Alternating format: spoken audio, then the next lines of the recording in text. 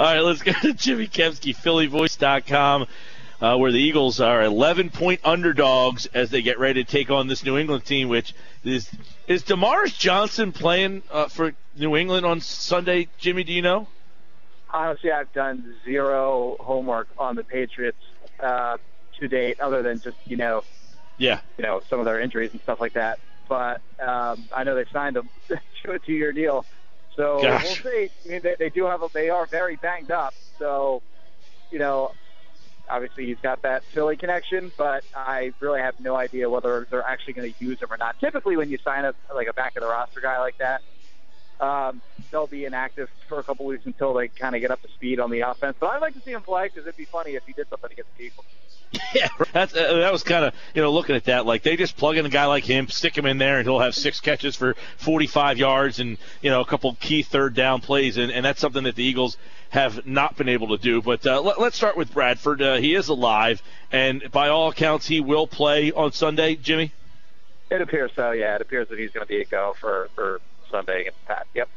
All right, so now that we saw Sanchez play for 2 games and then you had Bradford before, what does reinserting Bradford, were they lacking something without him? What was been the key differences between what they were 2 games without him?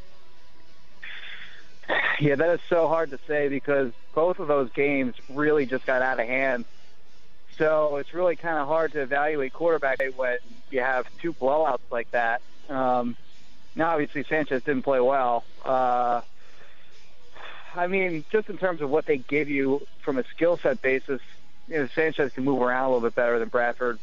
Bradford doesn't turn the ball over as much as Sanchez does, although Bradford has had his share of turnovers this year.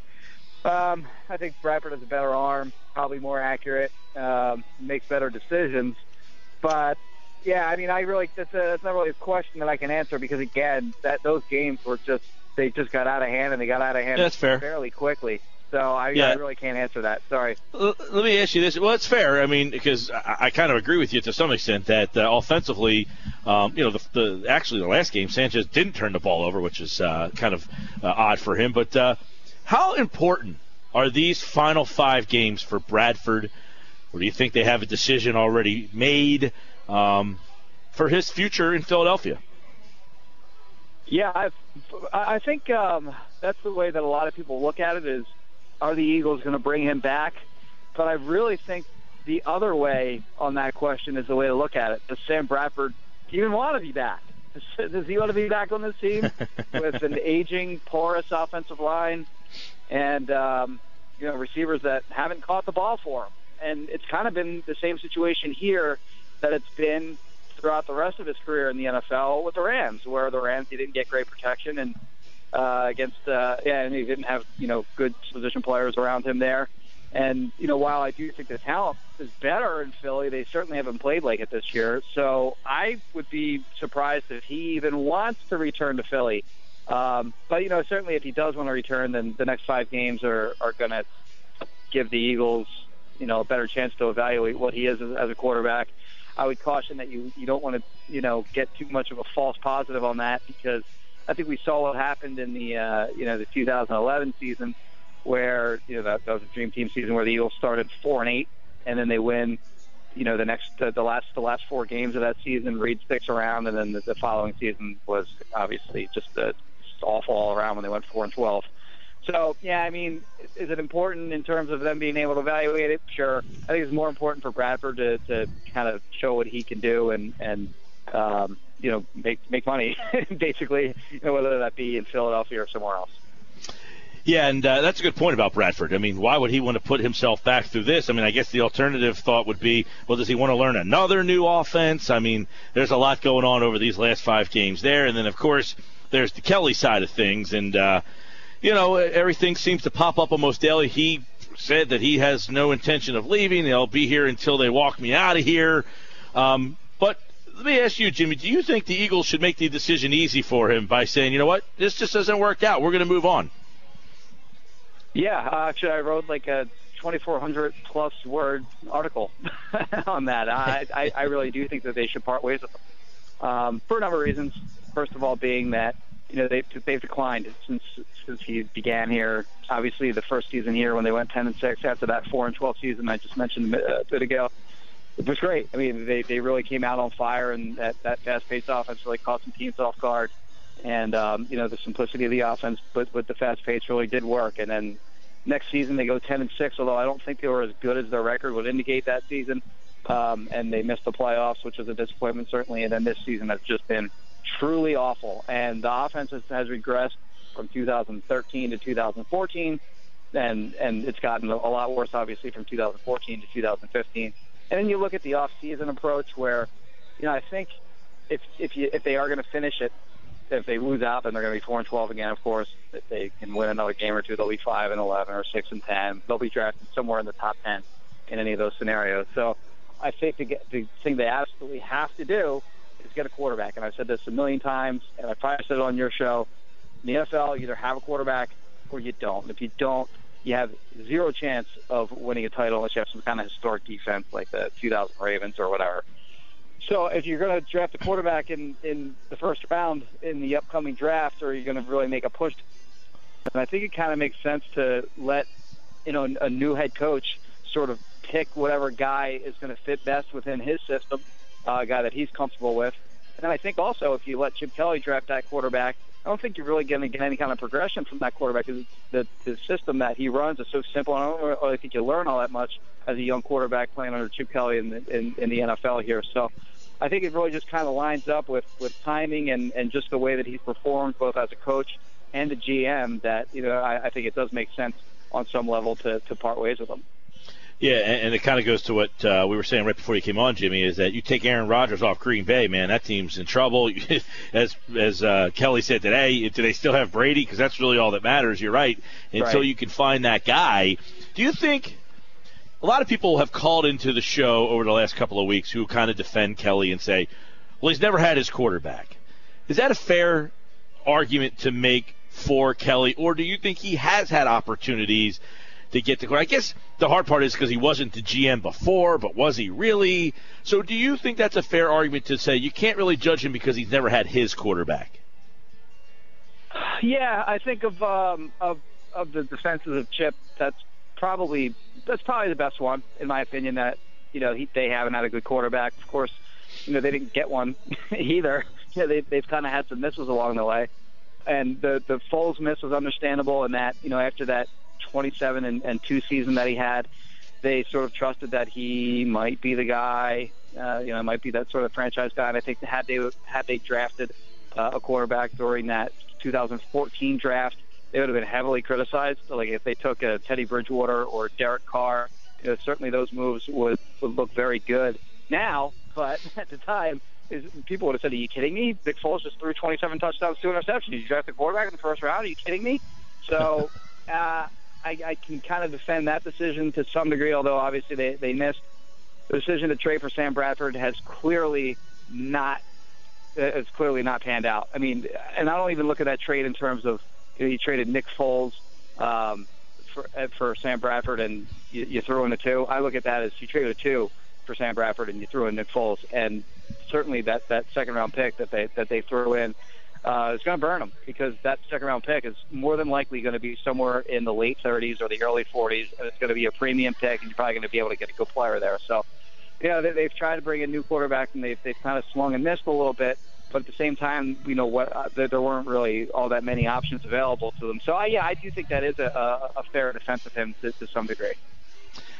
Yeah, and let me ask you this then. Nick Foles threw 27 touchdowns and 2 interceptions. We know that year it'll be forever remembered as a miraculous season of the ages for one of the most improbable guys to get it. But he also struggled very much last year, but was 14-4 in 18 starts. Does Kelly get credit for that? Does that go to suggest how good Macklin and Jackson and McCoy were? What do you make of the fact that Foles, who obviously has really struggled, won 14 out of 18 games? Does that go to Kelly? I keep finding it to be fascinating that his crash and burn, coupled with what's going on here and what they had, I don't know what to make of it. I think there are a lot of things at play there. I think your question here is, why did he go from a seemingly good quarterback to just really a disaster on all levels so quickly? And I think the answer is A. I think he actually, personally, I think he played a lot better. I think he was a better player in 2013 than he was in 2014 and in 2015. I know that somebody had put together like a YouTube tape of a lot of different throws that he, like, it was like, it was long. It was like 15 minutes long. Of a lot of the throws that he made during that 2013 season. And he looks very good. He's running around the pocket. He's escaping the pocket, throwing on the run. He's very accurate. He looked like a legitimate quarterback in the NFL. And we haven't seen that, obviously, in 2014 and 2015. And there's certainly other factors at play. You mentioned Deshaun Jackson. Certainly they miss his big playability. You mentioned Jeremy Maclin. Absolutely they miss what he gave you as a receiver, both deep, intermediate, and shorter routes. He did everything. I really think they missed him. I think LaShawn McCoy certainly was very good, obviously, in 2013. He led the league in rushing. And then the offensive line, I mean, that was a much better unit a couple years ago, far, far better unit a couple years ago than it is now, and what he's working with in St. Louis there. They're a younger unit, and Harriman's was still a reasonably good starter at right guard. Lane Johnson was a rookie, but had played well in the second half of that season.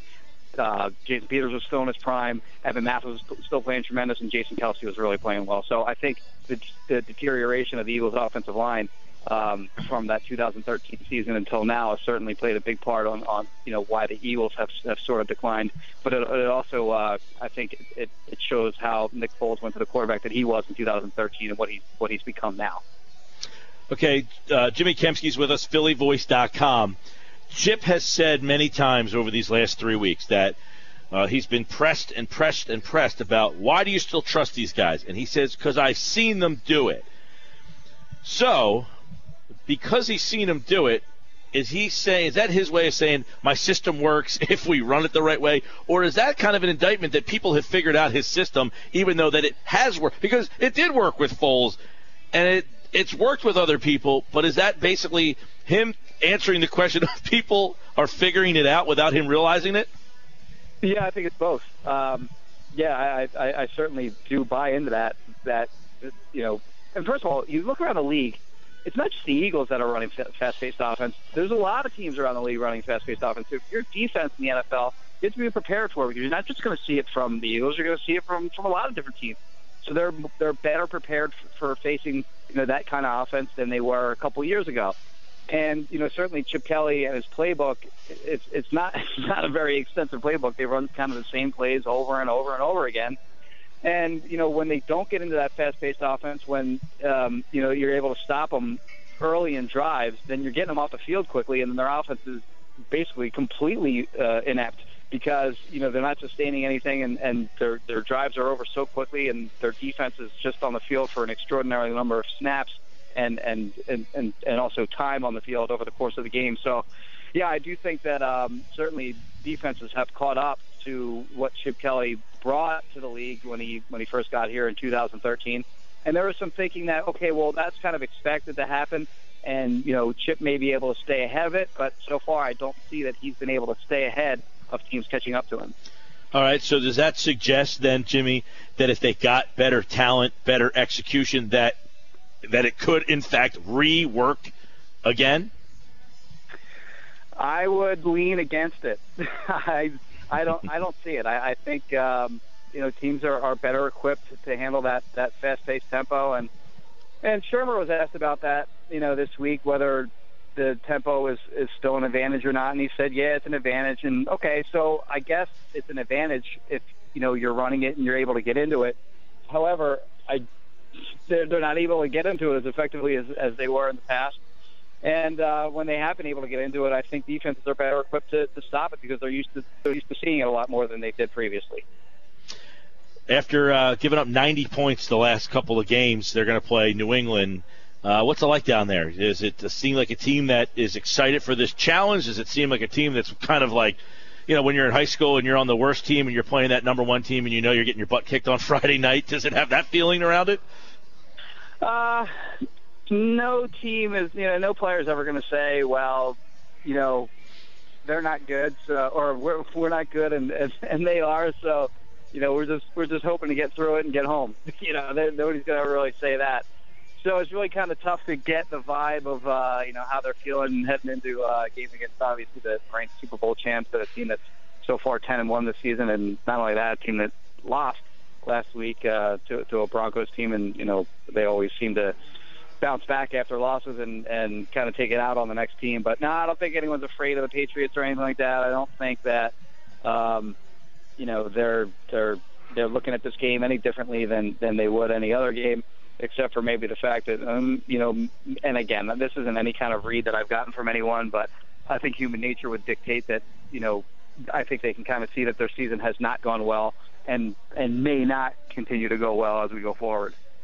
And this team reminds me a lot of the Dream Team from a couple of years ago that actually won their last 4 games and basically saved everyone's job. Would that be outlandish to think that this could be similar and that this team could refocus itself, or did that team have more talent than this team? I don't think that season went nearly as badly as this one did. I mean, they did get blown out in the one game. I think this was the 2011 season when I think they got blown out by Seattle. In Seattle, the one thing I remember in that game was Trent Cole sort of like hip flipped Russell Okung, if I recall correctly. But anyway, but certainly they didn't have a 3-game stretch like they've had over the last 3 games against the Dolphins, Buccaneers, and then last week in front of a national audience and the Detroit Lions. So I don't think that season went anywhere nearly as badly. I think they were in more games than they were this season. Where this season they've had so many games where they were either just out of it quickly or just looked completely ineffective. Cowboys game early in the season is another example of that, where they have like 1 first down in the first half of that game. So I don't think that Dream Team season, I don't think they played as badly as this team has. Although they do have, they both at one time were 4-7. I do think that the Dream Team sort of did play better that season than this team has. Yeah, and I've always been one of the go by the mindset of when you have high expectations entering a year and things don't start to go your way, that you bottom out a lot faster because your expectations were so much higher, and that people kind of, the reality of we're not as good as we thought we were sets in, and you see what's happening, a disaster right in front of you. Yeah, another difference between that Dream Team season and this season was that was the year the Giants won the Super Bowl, if I recall correctly. The division wasn't like the division that year wasn't like what it is this year. I mean, no division's like what it is this year, where just the division is horrible, and that's the only thing that's keeping this Eagles season alive is that the Giants play a historically bad defense, and they're only 5-6. Cowboys obviously had the injury to Tony Romo and lost 7 games in a row because of that. The Redskins. The Redskins. I mean, they're playing a lot better than the Redskins typically do, but come on, they're still the Redskins. So, you have just 3 teams that, other than the Eagles, that are just not good, and that's the only thing that has kept Philly in it to this point in the season, and kind of given some people, I don't know if anyone really has any false hope at this point, but, if you look at the standings, they're only 1 game out, and it was a little bit different during the Dream Team season, because by the time this time in the season, it was already over, and you're already looking forward to next year for sure. Yeah, you mentioned the Redskins, and they are the Redskins. They haven't won 2 games in a row all year. They have their first shot to do it because they're going to play at home on Monday night against a horrendous Cowboys team. But I'll tell you, I don't know that I see the Redskins getting to 8 either, and I don't know that I see the Giants getting to 8 either. Someone might walk out of here at 7-9 or potentially even 6-10, which would be unbelievable. But you're right; it's been a real bad division, and it's not been a great football season, Jimmy, with the injuries and the officiating. I mean, it has not been a very pleasurable season. Been sloppy, I agree. And I'm actually kind of rooting for 6-10 division winner. I think that'd be fun. All right, my man. Well, enjoy the weekend and the game, of course, up in Foxborough, and we'll talk to you next week. Thanks, Mike. Appreciate it. All right, Jimmy Kempski, everybody, here on the Sports Bash.